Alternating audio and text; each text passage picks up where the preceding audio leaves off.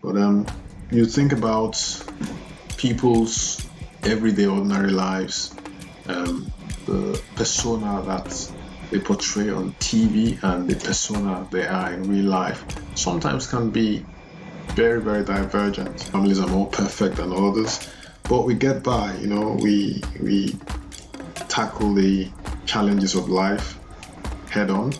And sometimes we fail, sometimes we succeed, but we just have to press on. Having a mom and dad in responsible jobs, having well-behaved children who misbehave sometimes, would have brought back to the straight and narrow, put them in shackles for a very, very long time. Similar to what happened in the United States of America to African Americans. South Africa is very similar. There's some differences, a lot of differences, I'm sure, but all equals. No one is inferior, no one is superior. We all have red blood coursing through our veins. This is Africa, the cradle of mankind's birth, where powerful kingdoms arose with stories of worth. A youth-filled land, the youngest population, with diamonds and cocoa from its fertile foundation, exemplary leaders, their legacy told. Nkrumah, Mandela, their spirits bold. From Johnson Sirleaf's Liberia, where freedom lies, and her first female leader, so wise. Let courage and dreams unite as one for a brighter tomorrow where greatness is spawned. In this beautiful, colorful, and friendly domain, greatness awaits, where hopes shall not wane, where tales of triumph weave a tapestry. Welcome to Today in African History.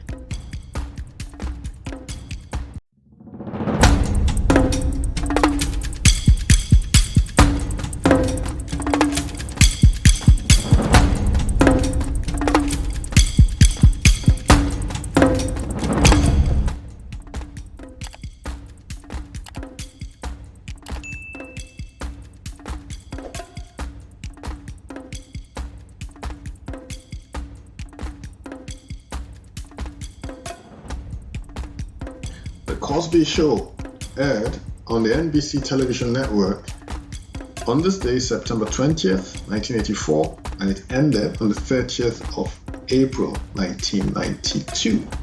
There were 201 original episodes and one Best Moments special, spanning a total of 8 seasons.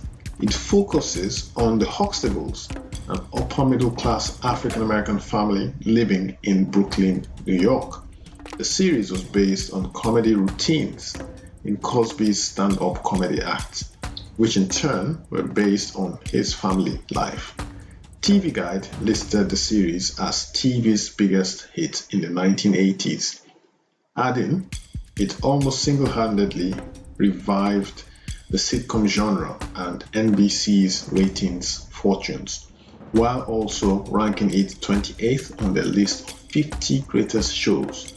With this list, Cliff Huxtable was named as the greatest television dad in 2014. In May 1992, Entertainment Weekly stated that The Cosby Show helped to make possible a larger variety of shows with a predominantly black cast, from In Living Color to The Fresh Prince of Bel-Air. The Cosby Show spent 5 consecutive seasons as the #1 rated show on television, and along with All in the Family, is the only sitcom in the history of the Nielsen ratings as the #1 show for 5 seasons, having spent the series in the top 20 ratings.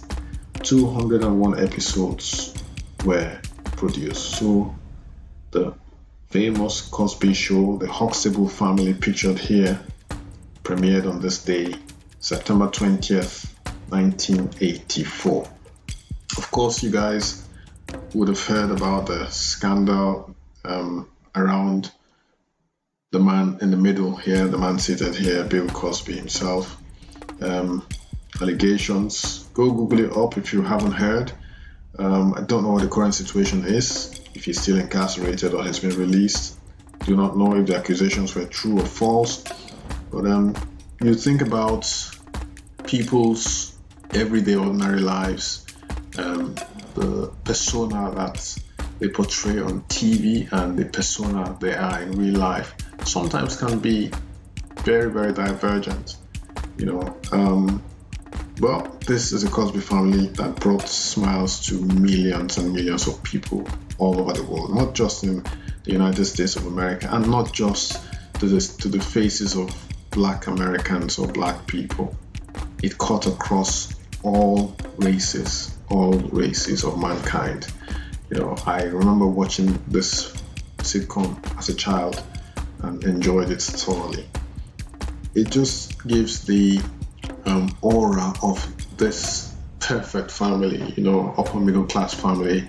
The man was a medical doctor and the woman was a lawyer, and they're happy. Of course, they went through the ups and downs of life, the vicissitudes of life that each and every one of us goes through in our families. Some families are more perfect than others, but we get by. We tackle the challenges of life head on, and then sometimes we fail, sometimes we succeed, but we just have to press on.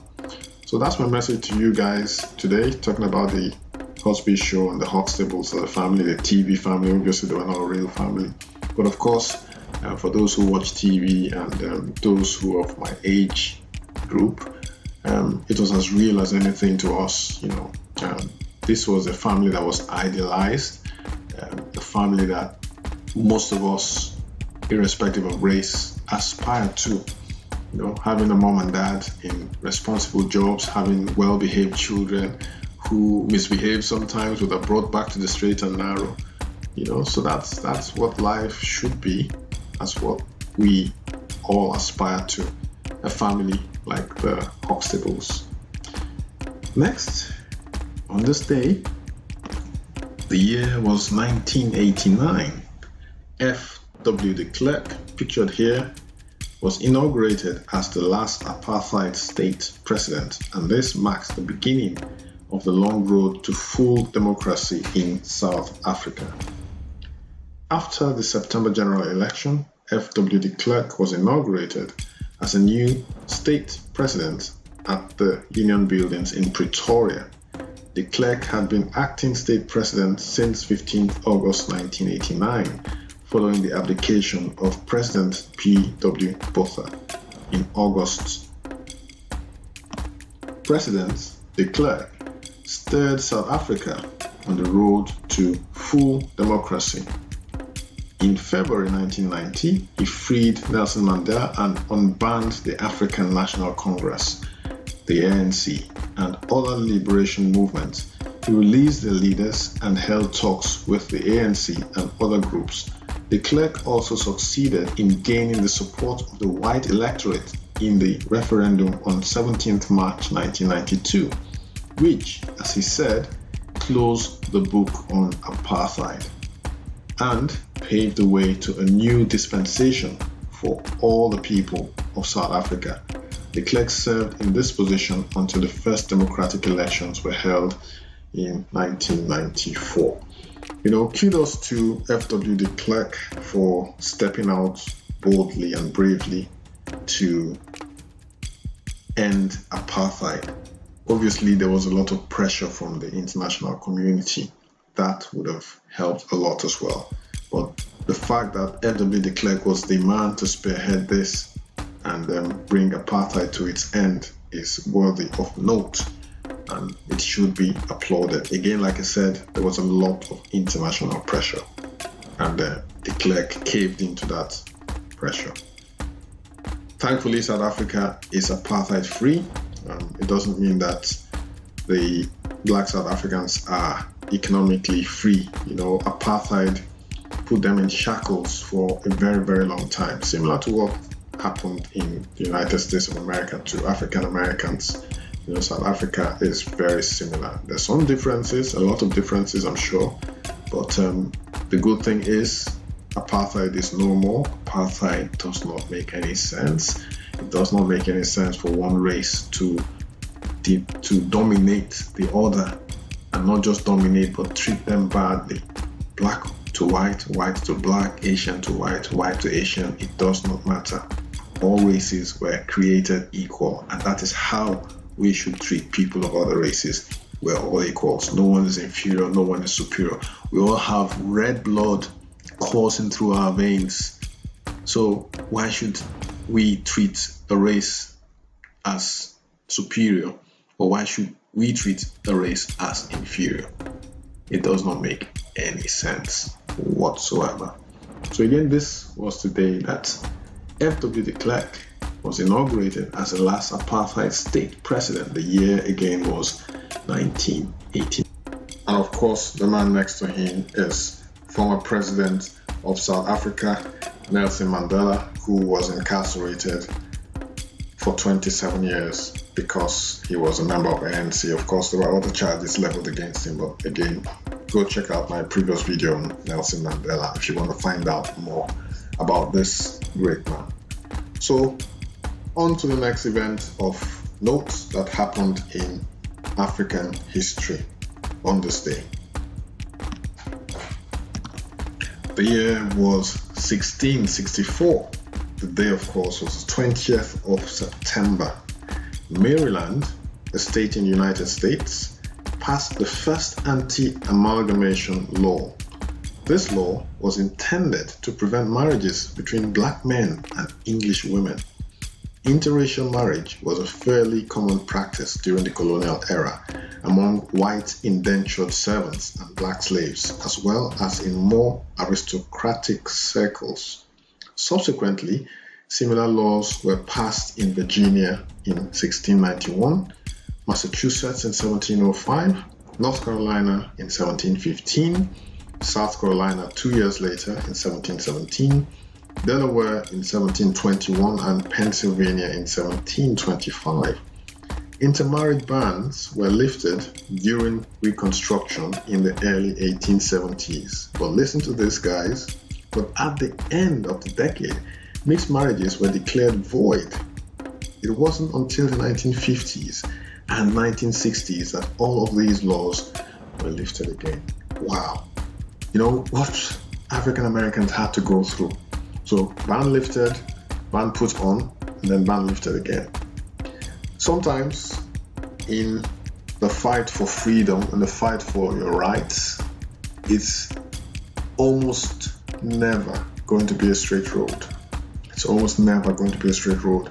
Just think about the struggles you've been through in your personal life, the things you've been through to achieve success in whatever thing you're doing or whatever area.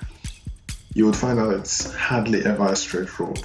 There are going to be turns. It's like driving on a bendy road. Now, there's a popular road in the Peak District in the United Kingdom called Snake Pass. It's a very dangerous road. It's probably the most dangerous road, the most dangerous drive in the UK. But it has one of the most stunning sights in the whole country. So if you drive on that road too fast, you could end up in a ravine, end up in a valley, your car or bike somersaulting, and of course you'll be lucky to survive that sort of accident. So it's the same with life. If you want to succeed, to achieve success in life, you want to get to the summit, the metaphorical summit, like for instance in the Peak District, the example I just gave, there are going to be a lot of curves to enjoy the beautiful sights of success in life. It's hardly ever a straight road. So enjoy the journey while you're at it. Enjoy the view. Again, I'm using metaphorical language now. Enjoy the view. Enjoy the process of getting to the top. A lot of people who are at the top say that it's lonely at the top. And I can tell you it is lonely at the top. So enjoy the ride, enjoy the view on your way there, but drive carefully. Until tomorrow, thanks for dropping by. If this is your first time and you like what we're doing here, share this video, like the video, subscribe to the channel, turn on your notification bell. It would really, really, really help us. If this is not your first time and you've been enjoying our videos, it would be nice of you if you could like this video, share the video, subscribe to the channel as well.